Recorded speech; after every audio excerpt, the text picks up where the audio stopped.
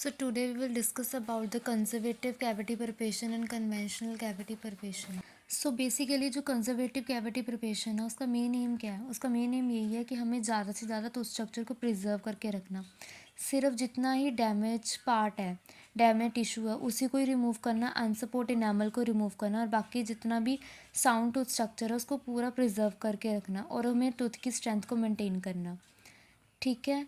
And such as the transverse ridge and oblique ridge, उन सारे कस्पल strength को हमें पूरा मेंटेन करके रखना है। एंड जो साइज़ है प्रिपरेशन का should be determined by the extend of caries, मतलब कि जितनी जितनी केरीज है उतनी ही हमारी जो कैविटी है वो उतनी एक्सटेंड होएगी, उससे ज़्यादा एक्सटेंड नहीं होएगी। कन्वेंशनल कैविटी प्रिपरेशन को हम रेगुलर डिज़ाइन भी बोल देते हैं। ठीक है।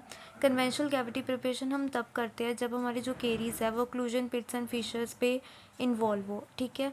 अगर हमारी कोई कैविटी है जो केरीज है वो ओक्लूजन पिट्स एंड फिशर को इन्वॉल्व करते हैं तब हम बड़ी कैविटी प्रिपेयर करते हैं। ठीक है। और इसका जो मेन हम किस चीज़ को हम कंसंट्रेट करते हैं ताकि हमारा केरीज रीजन जो है वो सारा रिमूव हो जाए, जो केरीज जहाँ जहाँ लगी हुई है वहाँ सारे रिमूव हो जाए। और जो हमें चीज़ों को जो पॉइंट को हमने ध्यान रखना है वो ये चीज़ है, एक स्पेसिफिक वॉल फॉर्म होनी चाहिए, हमारी एक स्पेसिफिक डेप्थ होनी चाहिए, मार्जिनल फॉर्म होना चाहिए प्रॉपर। ठीक है। और प्रॉपर्टीज़ होनी चाहिए, जो रेस्टोरेटिव जो प्रॉपर्टीज़ मेंटेन होनी चाहिए, मतलब कि जोन सी हम रेस्टोरेशन उसमें फिल करें उसकी क्या क्या प्रॉपर्टीज़ है, तो वो सारी जो प्रॉपर्टीज़ है वो मेंटेन होनी चाहिए। ये हम कन्वेंशनल कैविटी प्रिपरेशन में हम ज़्यादातर ध्यान रखते हैं। दोनों कैविटी प्रिपरेशन में जो मेन डिफरेंस ये है, स्ट्रेंथ का डिफरेंस आ जाता है, फ्रैक्चर का डिफरेंस आ जाता है। जब हम कंजर्वेटिव डिज़ाइन कर रहे हैं, मतलब हमने छोटी सी कैविटी प्रिपेयर की है, तो वो ज़्यादा चांस है कि वो फ्रैक्चर हो जाए, कैविटी जो फिलिंग है वो निकल जाए, उसकी स्ट्रेंथ कम होती है।